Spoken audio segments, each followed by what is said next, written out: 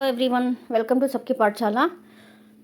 आज हम क्लास 8 का लास्ट चैप्टर जो हिस्ट्री का है, the making of the national movements 1870s to 1947, यानी राष्ट्रीय आंदोलन का संगठन 1870 के दशक से 1947 तक ये वाला चैप्टर करने वाले हैं। बहुत बड़ा चैप्टर है, बहुत सारे टॉपिक्स हैं इसके अंदर, तो बिल्कुल ध्यान से समझना है आपको एक एक टॉपिक, क्योंकि क्वेश्चन आपको पता है अंदर से आता है। ठीक है, तो सबसे पहला टॉपिक जो है वो हमारा है राष्ट्रवाद का उदय, यानी द इमर्जेंस ऑफ नेशनलिज्म। ठीक है, यानी राष्ट्रवाद यानी कि नेशनलिज्म। सबसे पहले हमें ये वर्ड समझना होगा कि नेशनलिज्म है क्या, राष्ट्रवाद है क्या। ठीक है, तो अपने देश के प्रति भक्ति ही राष्ट्रवाद है। ठीक है, यानी नेशनलिज्म है, यानी कि जब हम अपने देश के प्रति भक्ति दिखाते हैं अपनी, मतलब कि ये देश हमारा है और जो भी देश है हमारा, तो उसके प्रति हमारे क्या क्या दायित्व हैं उनका हम निर्वाह करें, मतलब उनको हम फॉलो करें। ठीक है, तो अब अगर हमें पढ़ना है सबसे पहले तो कि सबसे पहले लोगों के अंदर, भारतीय लोगों के अंदर क्या प्रश्न उठा, तो सबसे पहले उनके अंदर जो सवाल आया कि यह देश क्या है और किसका है, यानी कि what is this country and for whom, यानी कि ये देश किसका है और क्या है, ये सवाल उनके अंदर आया। ठीक है, तो इसका जवाब क्या सामने आया, इसका जवाब आया कि भारत का मतलब है यहाँ की जनता। भारत यहाँ रहने वाले किसी भी वर्ग, रंग, जाति, पंथ और भाषा या जेंडर वाले तमाम लोगों का घर है। ठीक है, यानी इंडिया क्या है, बेसिकली उन सभी लोगों का घर है। ठीक है, जो कि भारत में रहते हैं, चाहे वो किसी भी रंग के हो, वर्ग के हो, जाति के हो, पंथ के हो, भाषा के हो, या उनका जेंडर कुछ भी हो। ठीक है, यानी मेल हो या फीमेल हो, ये देश उन सब का है। ठीक है, इसका मतलब क्या है कि यह देश और इसके जितने भी संसाधन हैं, यानी जितने भी रिसोर्सेज हैं और इसकी सारी जो व्यवस्था है वो उनके लिए है। ठीक है, तो अब क्या आता है उनके सामने कि जो अंग्रेज हैं, यानी जो ब्रिटिशर्स हैं, वो क्या करें, भारतीय संसाधनों का उपयोग कर रहे हैं और भारतीय लोगों की ज़िंदगी पर कब्जा जमा के बैठे हुए हैं। ठीक है, और जब तक यह नियंत्रण खत्म नहीं होता है, भारत यहाँ के लोगों का, यानी कि भारतीय लोगों का देश नहीं बन सकता है। ठीक है, इस तरह के सवाल जो है वो लोगों के अंदर आने लगे। ठीक है, आई होप आपको इतना समझ आ गया होगा। ठीक है, इसके अलावा अब देखो, जैसे ये चेतना उनके अंदर जगी, ठीक है, उन्होंने क्या करा, ग्रुपिंग यानी राजनीतिक संगठन बनाने शुरू कर दिए, यानी कि पॉलिटिकल ग्रुप्स बनाने शुरू कर दिए। ठीक है, और ये सारा जो घटना घट रहा है वो 1870 से 1880 के बीच में घट रहा है। ठीक है, यानी कि अब क्या करें, लोगों ने अपने राजनीतिक संगठन बनाए, यानी कि पॉलिटिकल ऑर्गेनाइजेशंस बनाए। ठीक है, इनमें ज़्यादातर जो थे वो वकील हुआ करते थे और शिक्षित परिवार के लोग थे। ठीक है, अब उन्होंने कौन कौन से संगठन बनाए, तो पूना सार्वजनिक सभा, ठीक है, यानी कि सेम वही है, पूना सार्वजनिक सभा हो गया, द इंडियन एसोसिएशंस हैं, यानी कि इंडियन एसोसिएशन, इसके अलावा मद्रास महाजन सभा, बॉम्बे रेजिडेंशियल एसोसिएशन और भारतीय राष्ट्रीय कांग्रेस जैसे जो है वो राजनीतिक संगठन बनाए गए। ठीक है, अब जैसे नाम से आपको पता चल रहा है कि पूना सार्वजनिक सभा है। ठीक है, यानी कि ये सारे संगठन किसी एक जगह पे नहीं बनाए गए थे, पूरे भारत के अलग अलग हिस्से में लोगों के अंदर जो है वो जागरूकता जागी और उन्होंने पॉलिटिकल पार्टीज यानी कि राजनीतिक संगठन बनाने शुरू कर दिए। ठीक है, चलिए आगे शुरू करते हैं। अब अगर हम बात करें पूना सार्वजनिक सभा, जैसे सार्वजनिक का मतलब क्या है, सबका। ठीक है, यानी सभी लोगों का। ठीक है, यानी कि ऑफ द पीपल, सार्वजनिक का मतलब हुआ। ठीक है, यानी जो ये राजनीतिक संगठन बनाया गया वो किसी पर्टिकुलर किसी ग्रुप का नहीं है, सबका है। ठीक है, हालांकि इनमें बहुत सारे संगठन देश के खास हिस्सों में काम कर रहे थे, लेकिन वे अपने लक्ष्य को भारत के सभी लोगों का लक्ष्य बताते थे। उनके मुताबिक उनके लक्ष्य किसी खास इलाके, समुदाय या वर्ग के नहीं थे। इसका मतलब क्या है कि वो पूरे भारत के लिए जो है वो काम कर रहे हैं। ठीक है, अब है वे इस सोच के साथ काम कर रहे थे कि लोग संप्रभु हों। ठीक है, संप्रभु का मतलब होता है सोवर्जिन, मतलब इंग्लिश में ये वर्ड सोवर्जिन है। ठीक है, इसका मतलब क्या होता है कि हम अपने फैसले खुद लें। ठीक है, और स्वतंत्र रूप से लें, बिना किसी बाहरी हस्तक्षेप के। ठीक है, अब ऐसा क्यों बोला गया, क्योंकि जो भारत है वो अंग्रेजों का गुलाम है। ठीक है, और जो भी अंग्रेज कहते हैं भारतीय लोगों को वो करना पड़ता है, नहीं वो अपने फैसले लेने के लिए स्वतंत्र नहीं, आज़ाद नहीं है। ठीक है, इसके अलावा राष्ट्रवाद का बुनियादी तत्व था, मतलब कि हम क्या बने, संप्रभु बने, ये हमारा बुनियादी तत्व था स्वतंत्रता का। ये संगठन इस धारणा से चलते रहे कि भारतीय जनता को अपने मामलों के बारे में फैसले लेने की आज़ादी होनी चाहिए। ठीक है, 1870 से 1880 के दशक में ब्रिटिश शासन के प्रति असंतोष ज़्यादा गहरा हुआ। अब ये क्वेश्चन पेपर में आपका आता है और पीछे भी ये क्वेश्चन है कि जो बैक एक्सरसाइज है आपका, उसका पहला क्वेश्चन यही है कि 1870 से 1880 के बीच में लोगों के अंदर असंतोष क्यों बढ़ रहा था, यानी डिससेटिस्फैक्शन क्यों बढ़ रहा था। ठीक है, तो आपको इसमें तीन चीज़ें समझनी हैं कि 3 चीज़ें थी जिन्होंने भारतीय लोगों में असंतोष फैलाया था, ठीक है। तो सबसे पहला जो है आपका था आर्म्स एक्ट, ठीक है, यानी आर्म्स अधिनियम, ठीक है। दूसरा था वर्नाकुलर प्रेस एक्ट, यानी कि वर्नाकुलर प्रेस अधिनियम, ठीक है। नाम लगभग सेम ही है हिंदी में और इंग्लिश में, ठीक है। और लास्ट है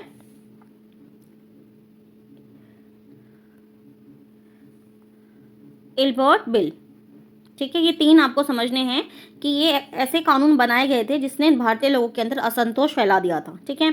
नाम याद रखना है आपको, आर्म्स एक्ट हो गया, वर्नाकुलर प्रेस एक्ट हो गया और इल्बर्ट बिल हो गया, ठीक है। यानी कि अब हम इन्हें डिटेल से देखते हैं। सबसे पहले हम पढ़ने वाले हैं आर्म्स एक्ट के बारे में, ठीक है। तो 1878 में यानी 1878 में आर्म्स एक्ट पारित किया गया, यानी कि इसको लागू किया गया, इम्प्लीमेंट किया गया, पास किया गया, ठीक है। अब इस कानून के अंदर था क्या, तो बिल्कुल ध्यान से समझना है। इसके जरिए भारतीय द्वारा अपने पास हथियार रखने का अधिकार जो है वो छीन लिया गया था, यानी कि अब भारतीय लोग जो है वो अपने पास जो हथियार है वो नहीं रख सकते थे, ठीक है। इसके अलावा दूसरा कानून जो बनाया गया वो था वर्नाकुलर प्रेस एक्ट, ठीक है। अब इसमें क्या किया गया है कि जो भी व्यक्ति सरकार की आलोचना करेगा, ठीक है, यानी कि जो भी न्यूज़पेपर वाले अगर सरकार के खिलाफ कुछ भी लिखते हैं, और सरकार उस समय कौन है, ब्रिटिशर्स है, अंग्रेजों की सरकार है, अगर उनके खिलाफ कुछ भी लिखा जाता है, ठीक है, तो ये प्रावधान किया गया था कि अखबार में कोई भी अगर आपत्तिजनक चीज़ छपती है तो सरकार उसकी प्रिंटिंग प्रेस सहित उसकी सारी संपत्ति को जब्त कर लेगी, ठीक है। ये दूसरा कानून हो गया। अब तीसरा है इल्बर्ट बिल। अब इसमें क्या किया गया, इस विधेयक में ये प्रावधान किया गया कि भारतीय न्यायाधीश भी ब्रिटिश और यूरोपीय व्यक्तियों पर मुकदमा चला सकते हैं, ताकि भारत में काम करने वाले अंग्रेज और भारतीय न्यायाधीशों के बीच में समानता स्थापित की जाए, ठीक है। यानी कि अगर कोई भी मतलब भारतीय अगर न्यायाधीश जज है, अगर किसी भी ब्रिटिश मतलब व्यक्ति ने या फिर यूरोप के व्यक्ति ने कोई भी गलत काम किया है तो उसके ऊपर मुकदमा चलाया जाएगा, ठीक है। ये कानून बनाया गया। अब देखो होता क्या है, जब अंग्रेज मतलब अंग्रेज कौन है, यानी ब्रिटेन के लोग और यूरोप के लोगों ने जब इसका विरोध किया होगा तो इस विधेयक को वापस ले लिया गया। तो भारतीयों ने इस बात का काफ़ी विरोध किया, क्यों, क्योंकि जब भारतीय लोगों को दंड दिया जाता है उनकी गलती के लिए, अपराध के लिए, तो उसी तरह का दंड अंग्रेजों को भी मिलना चाहिए, लेकिन ये कानून वापस ले लिया गया। तो इससे जो भारतीय लोग थे वो नाराज़ हो गए, ठीक है। अब आपको तीनों चीज़ें मैंने अच्छे से समझा दिया है।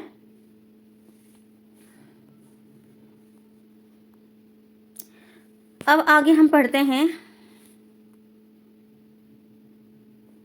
1885 में देश भर के 72 प्रतिनिधियों ने, यानी कि 72 रिप्रेजेंटेटिव्स ने बम्बई में सभा करके भारतीय राष्ट्रीय कांग्रेस की स्थापना का फैसला किया, ठीक है। यानी शुरू में जब भारतीय राष्ट्रीय कांग्रेस पार्टी को तो जानते ही होंगे, जब उसकी स्थापना की गई थी 1885 में, बहुत पुरानी पार्टी है, वो आज़ादी से पहले की है, तो उसमें 72 लोग जो थे वो उन्होंने शामिल मतलब वो हुए, ठीक है। उनके नाम ही आपको दे रखे हैं सारे, ठीक है, ये आप देख सकते हो। इसके अलावा कांग्रेस के बनने में जो एक महत्वपूर्ण भूमिका थी वो सेवानिवृत्त यानी कि रिटायर्ड ब्रिटिश अफसर यानी कि ब्रिटिश ऑफिसर A.O. ह्यूम की थी कांग्रेस पार्टी बनने के पीछे, ठीक है। अब अगला टॉपिक है आपका उभरता हुआ राष्ट्र यानी a nation in the making. अब क्या कहा जाता है कि शुरुआत में जो कांग्रेस थी वो एक मध्यवर्गीय पार्टी थी, यानी कि एक मॉडरेट पार्टी थी, ठीक है। ऐसा क्यों कहा जाता है,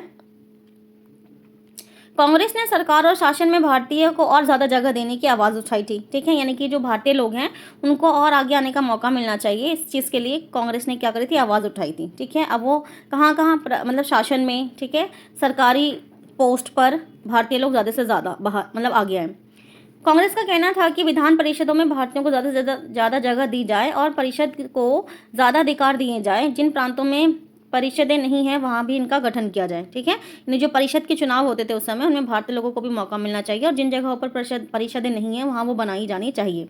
कांग्रेस चाहती थी कि सरकार में भारतीयों को भी ऊंचे पद दिए जाएं, ठीक है। यानी कि जो भारतीय लोग हैं उन्हें भी सरकार में, यानी कि जो उस समय सरकार थी ब्रिटेन की मतलब ब्रिटिशर्स की, अंग्रेजों की बेसिकली, तो उनमें भारतीयों को भी जो हाई पोस्ट है उन पर जगह मिलनी चाहिए काम करने के लिए। और इसके लिए क्या मांग करी उन्होंने कि जो सिविल सेवा पहले लंदन में हुआ करती थी वो सिविल सेवा की परीक्षाएं जो है वो भारत में भी आयोजित की जाएं, ठीक है। ये सब डिमांड किसकी थी, कांग्रेस पार्टी की। शासन व्यवस्था में भारतीयकरण की मांग, यानी कि जो भी शासन व्यवस्था है उसमें भारतीय लोग जब ज़्यादा से ज़्यादा आगे आएंगे तो इसे भारतीयकरण की व्यवस्था क्या कहा गया। तो जो भारतीयकरण यानी कि जब इंडियन पीपल ज़्यादा से ज़्यादा मतलब जो गवर्नमेंट पोस्ट हैं उनमें काम करेंगे तो ठीक है। कि मांग से नस्लवाद के खिलाफ चल रहे आंदोलन का एक हिस्सा था, क्योंकि तब तक ज़्यादातर महत्वपूर्ण नौकरियों पर गोरे अफसरों का ही कब्जा था। ठीक है, यानी कि उस समय क्या था कि जितने भी मेन पोस्ट हुआ करते थे उन पर जो गोरे अफसर थे यानी कि जो अंग्रेज थे उनका कब्जा था, यानी वही लोग उन पर काम करते थे। ठीक है, अब देखो यहाँ पर बातें समझना है, शायद मैंने पहले भी समझाया हुआ है कि जो वो लोग ब्रिटेन से आए हैं यानी कि इंग्लैंड से आए हैं बेसिकली। ठीक है, यानी अंग्रेज हैं, भारत में क्या करने आए हैं, वो काम करने आए हैं। ठीक है, और जब अब इनके जो भी फैमिली मेम्बर्स हैं वो कहाँ पर रहते हैं, बाहर मतलब इंग्लैंड में रहते हैं। ठीक है, तो अपने सैलरी का जो एक बहुत बड़ा हिस्सा है वो अपने देश में भेजेंगे। ठीक है, तो इसी को बोला गया था ड्रेन ऑफ वेल्थ। ठीक है, तो अब जो कांग्रेस पार्टी है वो क्या कह रही है कि अगर ज़्यादा से ज़्यादा भारतीय लोग इन पदों पर आकर के काम करेंगे तो इससे जो ड्रेन ऑफ वेल्थ है ये समस्या जो है वो भी क्या हो जाएगी, खत्म हो जाएगी। ठीक है, क्यों, क्योंकि जो धन संपत्ति है, जो पैसा है वो भारत में ही मतलब अब रहेगा फिर। ठीक है, इसके अलावा भारतीयों की मांग थी कि न्यायपालिका को कार्यपालिका से अलग किया जाए, आर्म्स एक्ट को निरस्त किया जाए और अभिव्यक्ति यानी बोलने की स्वतंत्रता जो है वो लोगों को दिया जाए। ठीक है, शुरुआती सालों में कांग्रेस ने कई आर्थिक मुद्दे भी उठाए। उनका कहना था कि भारत में ब्रिटेन शासन की वजह से गरीबी और अकाल पड़ रहे हैं। ठीक है, यानी कि भारत में ब्रिटिश शासन की वजह से क्या क्या हो रही, गरीबी यानी पॉवर्टी और अकाल पड़ रहा है।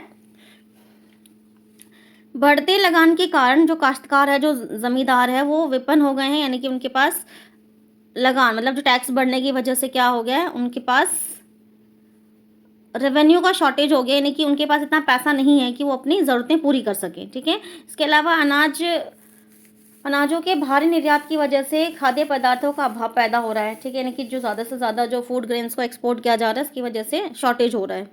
कांग्रेस की मांग थी कि लगान कम किया जाए। अब कांग्रेस की देखो क्या क्या मांगे कि लगान यानी टैक्सेस को कम किया जाए, फौजी खर्चों में कटौती की जाए और सिंचाई के लिए ज़्यादा से ज़्यादा अनुदान यानी सब्सिडी दे, यानी सरकार ज़्यादा से ज़्यादा पैसा जो है वो सिंचाई यानी इरिगेशन पर खर्च करे ताकि लोगों को पानी मतलब किसानों को पानी मिले और वो फसलें उगाएं। उसने नमक कर, विदेशों में भारतीय मजदूरों के साथ होने वाले बर्ताव और भारतीयों के काम में दखलंदाजी करने वाले वन प्रशासन की वजह से वनवासियों की बढ़ती मुसीबतों के बारे में भी बहुत सारे प्रस्ताव जो है वो रखे गए। ठीक है,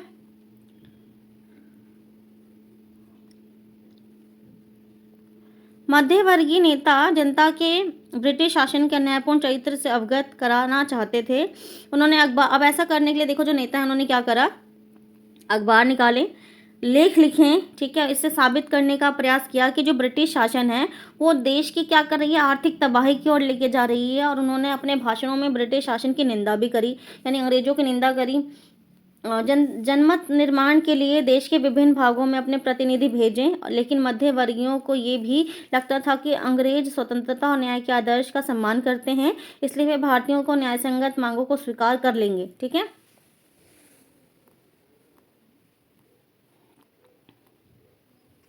अब अगला है हमारा स्वतंत्रता हमारा जन्मसिद्ध अधिकार है, यानी freedom is our birth right.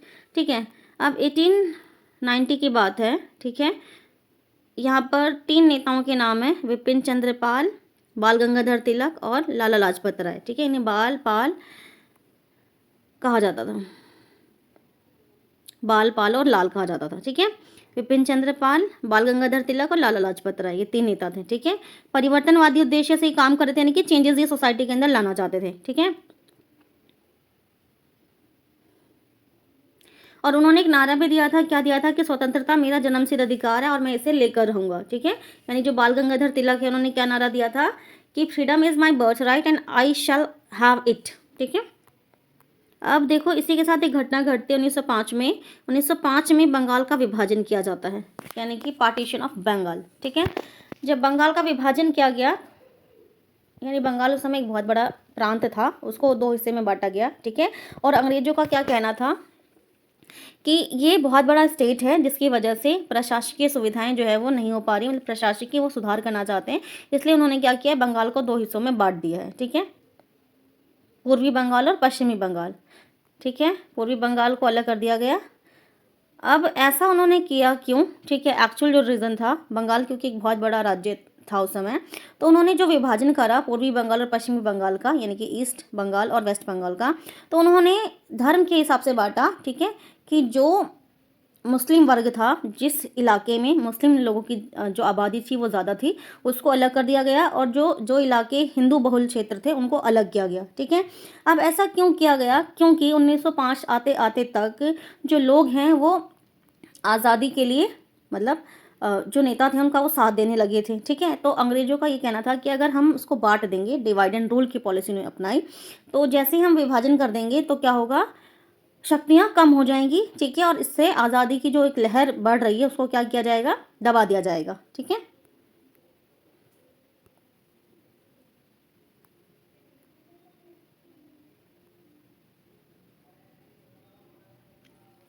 अब देखो, बंगाल का विभाजन का पूरे देश में विरोध किया गया, लोगों के अंदर गुस्से की लहर फैल गई, ठीक है। कांग्रेस पार्टी ने भी इसका विरोध किया।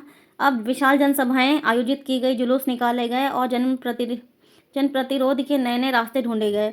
इससे जो संघर्ष उपजा उसे स्वदेशी आंदोलन के नाम से जाना जाने लगा, ठीक है। यानी कि देखो, दिख रहा है आपको पिक्चर में, लोग इकट्ठा होने लगे, जनसभाएं होने लगी, रैलियां निकाली जाने लगी, ठीक है, और सरकार के इस फैसले का विरोध किया जाने लगा, ठीक है। ये आंदोलन बंगाल में सबसे ज़्यादा ताकतवर था, परंतु अन्य इलाकों में भी इसका प्रभाव जो है वो देखा गया, ठीक है। इसके अलावा यहाँ पर एक छोटा सा पॉइंट है, आपको याद रखना है, बाल गंगाधर तिलक जो थे वो केसरी अखबार उन्होंने निकाला था, ठीक है, संपादक थे इसमें, ये एडिटर यानी कि।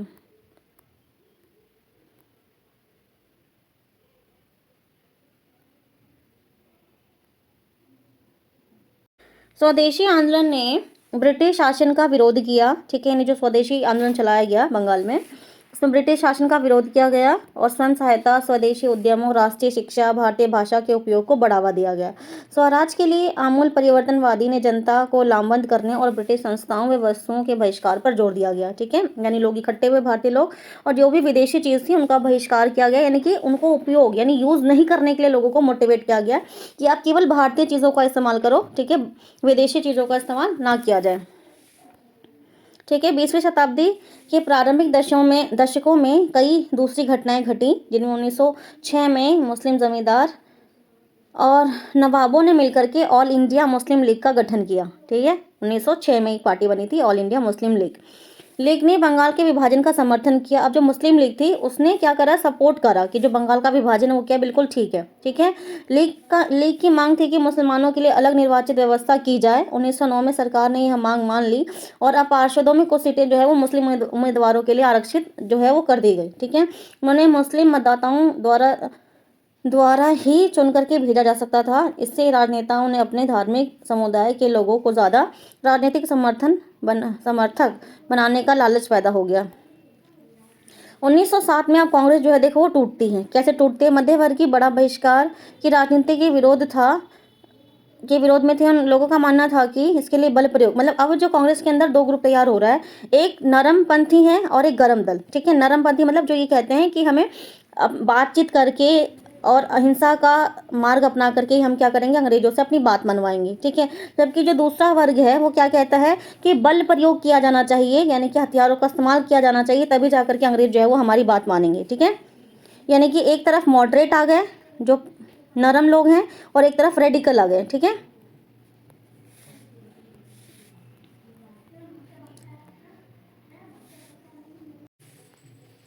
संगठन टूटने के बाद कांग्रेस पर मध्य मार्गी का दबदबा बन गया, जबकि तिलक के अनुयायी बाहर से काम करने लगे थे। दिसंबर 1915 में दोनों खेम फिर से एक बार इकट्ठे हो गए, यानी कि 1907 में टूट गया था कांग्रेस और 1915 में फिर से इकट्ठे हो गए, ठीक है, दोनों, मतलब मॉडरेट वाले और रेडिकल वाले, ठीक है।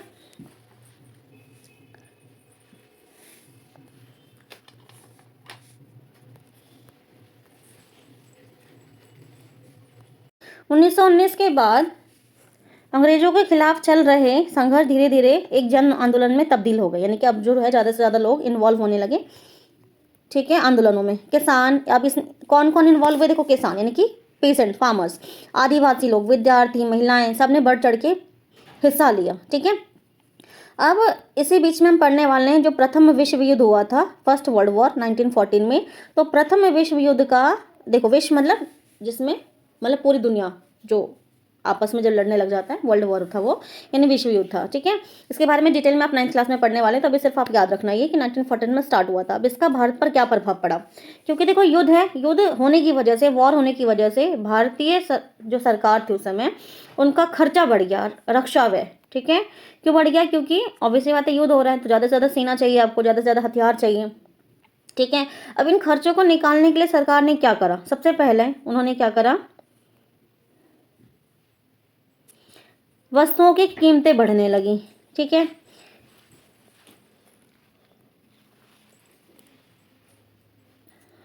और टैक्सेस बढ़ा दिए, ठीक है, जिसकी वजह से जो आम लोग थे वो परेशान होने लगे, ठीक है। इसके अलावा युद्ध से जो औद्योगिक वस्तुएं थी, इंडस्ट्रियल जो प्रोडक्ट्स थे, जैसे जूट के बोरे, कपड़े, पटरियां, इनकी मांग बढ़ने लगी और अन्य देशों से भारत आने वाले आयातों में कमी होने लगी। इसकी वजह से जो भारतीय चीज़ों की जो मांग थी वो क्या हो गई, बढ़ने लगी।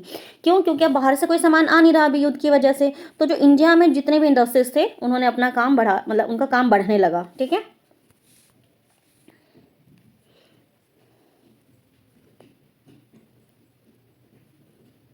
ठीक है, अब अगला है आपका ये महात्मा गांधी जी का आगमन, यानी the advent of Mahatma Gandhi. ये हम पार्ट 2 में करने वाले हैं क्योंकि बहुत बड़ा चैप्टर है, ठीक है। बाकी अच्छे से समझ लेना। Thank you for watching.